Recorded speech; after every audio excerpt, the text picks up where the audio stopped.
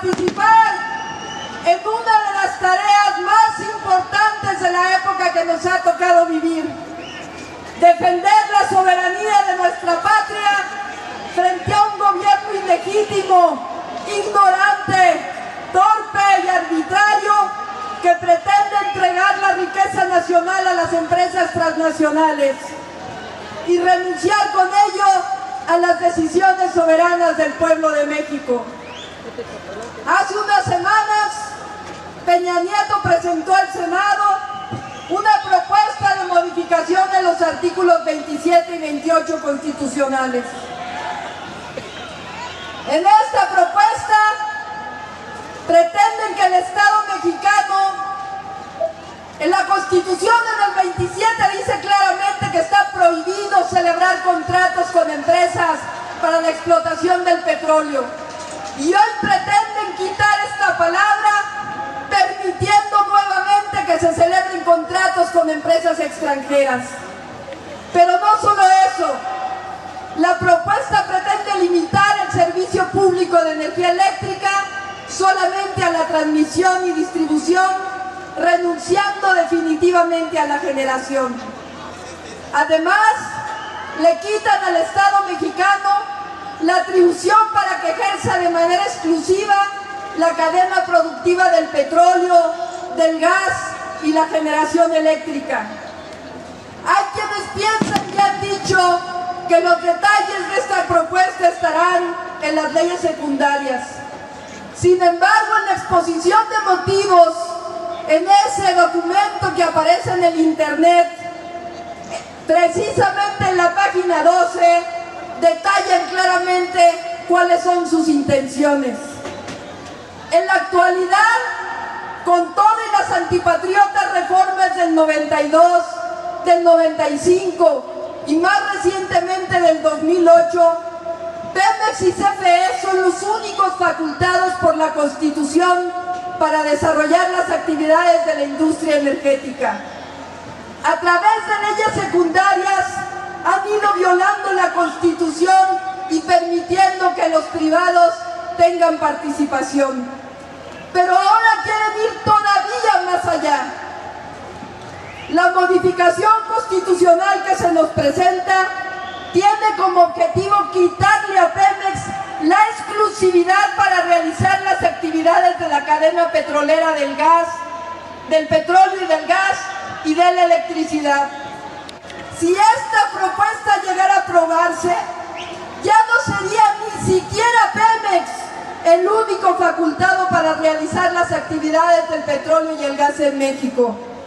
De acuerdo con la propuesta, sería ahora el Ejecutivo Federal, Peña Nieto, quien tendría la facultad para realizar los contratos y los permisos para la explotación de petróleo.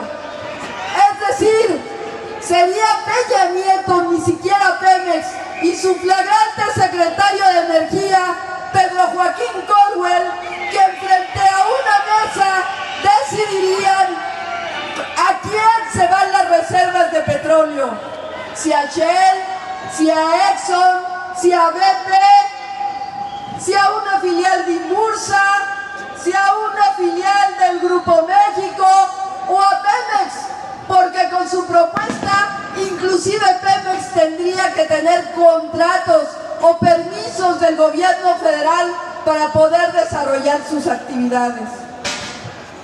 Por si fuera poco, la exposición de motivos explicita que las empresas extranjeras se les podrá pagar en efectivo o en petróleo, es decir, las empresas podrían llevarse directamente el petróleo de México. En pocas palabras, se les estarían entregando a las empresas transnacionales la extracción, la refinación, el transporte, el almacenamiento y la comercialización de las gasolinas si esta propuesta pasa, siempre y cuando tengan un contrato o un permiso de Peña Nieto. Por eso decimos que esta reforma pretende regresarle a las empresas extranjeras, a las herederas de las empresas que fueron expropiadas en 1938, de nuevo el petróleo de nuestro país. Y por si fuera poco, creen que somos tontos, dice Andrés Manuel, tonto es quien cree que el pueblo es tonto. Nos quieren embutir la privatización del petróleo con una mentira que ni siquiera ellos se creen, que la reforma energética del señor Peña Nieto, dicen, es un homenaje al general Lázaro Cárdenas. Mienten cuando dicen que es necesario producir más petróleo. Esa es una necesidad del vecino del norte, no es una necesidad nacional. Mienten cuando dicen que es urgente explotar el gas de Lutitas o el llamado Shell Gas.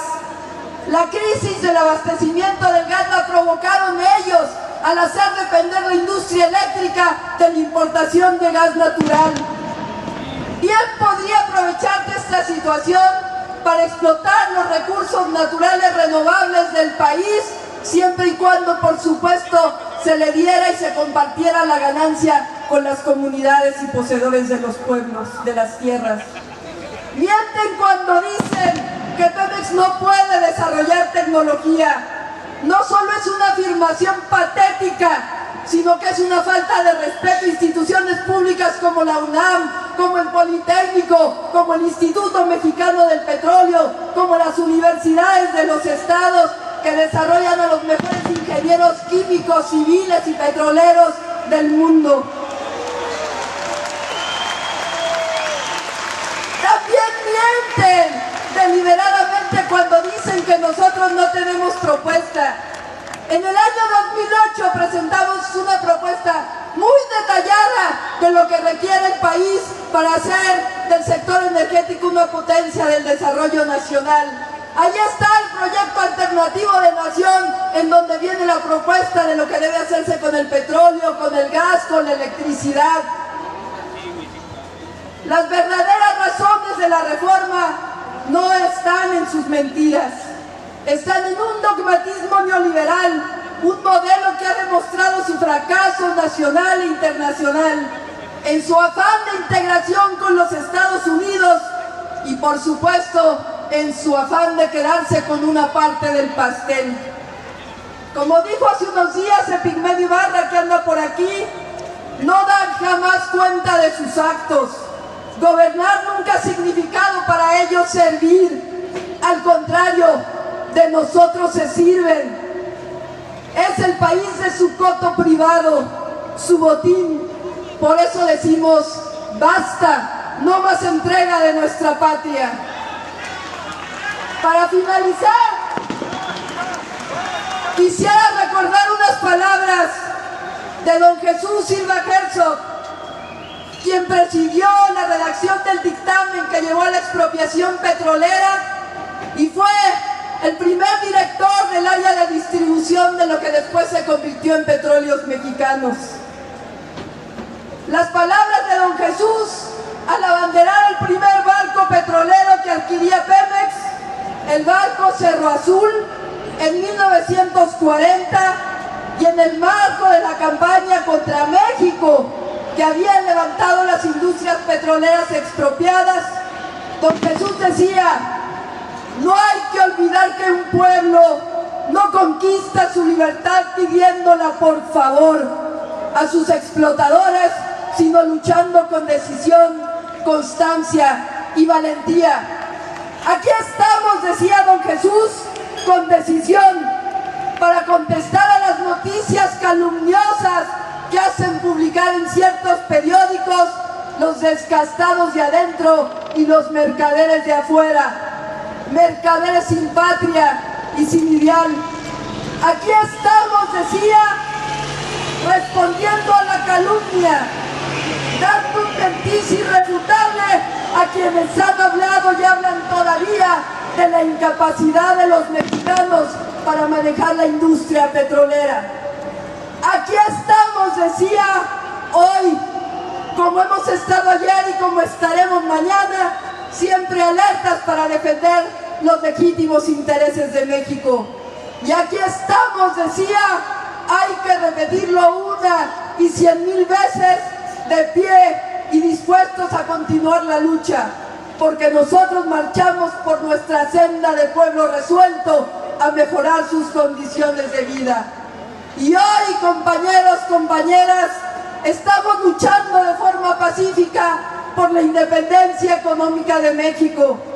Que de nuevo suenen las campanas llamando a luchar por la independencia de nuestra patria, por la defensa de los recursos naturales, porque la riqueza de la nación sea para todos los mexicanos.